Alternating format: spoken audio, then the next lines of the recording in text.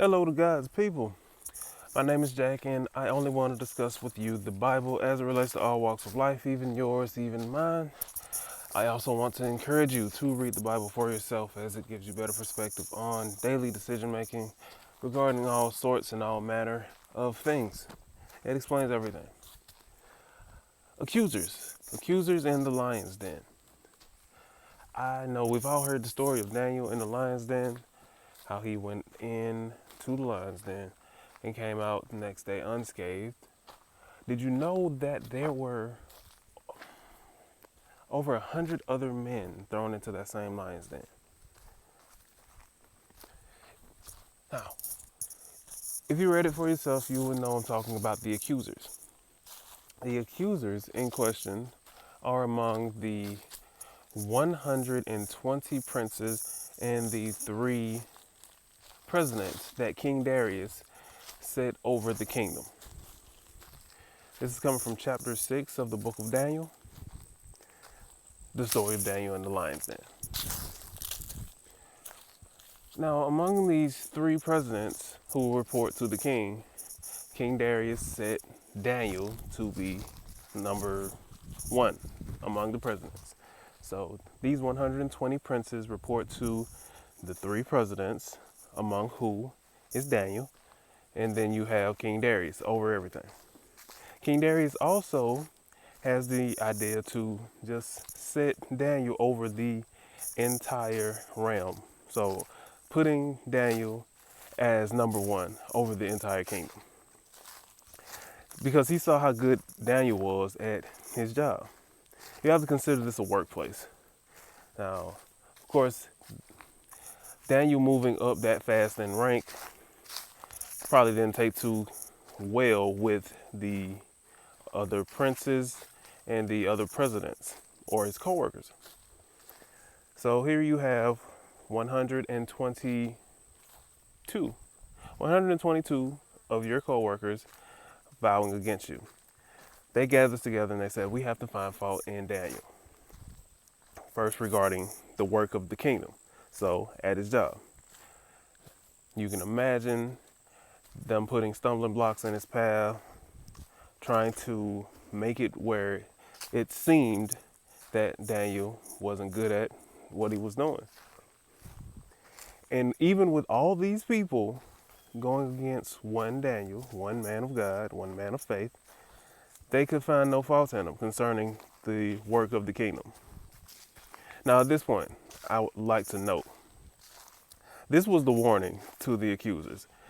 122 men trying to find fault after one person, and they can't find fault after him. You mean at all 122 people? Yeah, I would say that it's time to leave this guy alone if I was an accuser. But they doubled down. They gathered together again and said, we're going to get this decree wrote. And pretty much says the next 30 days, no man shall make no prayer nor supplication to any God unless it's the king himself. And that will give us reason to throw him into the lion's den. We all know how that turned out. King Darius had to throw him in the lion's den because they did find him praying the next day. Daniel was not going to stop praying, even though he knew about the decree, even though he knew that they were after him. 3 times a day, Daniel would go in his home with his windows open towards Jerusalem, and he would kneel and he would make prayer to his God, as it is written. Now, he got thrown into the lion's den, and of course, he came out unscathed. Now, at this point, after King Darius pulls him from the lion's den, he decides to throw the accusers, that of the princes and the presidents, 122 men, he threw them into the lion's den. He also decided to throw their children into the lion's den, following their wives.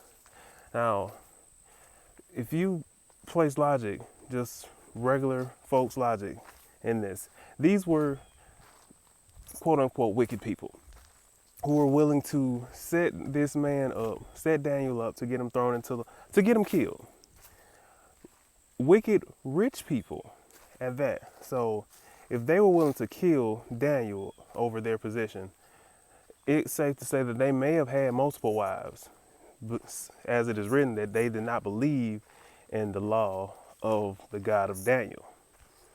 That's one of the laws, just monogamy, or I think I'm using the right word. But having one wife and having more than one wife is frowned upon. So these men may have had more than one wife, and quite possibly many, many children. So that's over 300 plus people thrown into the lion's den. And it is written that the lions, had mastery over them. It didn't say that about Daniel. So you can read it for yourself or just imagine what happened for yourself. But to the accusers, I would say be prepared to receive your reward. And you were warned. If it gets so bad to the point where you're thrown into the lion's den, you were warned beforehand. But I digress. My name is Jack. I only want to discuss the Bible with you as it relates to all walks of life, even yours, even mine. Be blessed, you individually and collectively. I hope, pray, and seek to be understood by all those who seek understanding as I do. And don't forget to praise God.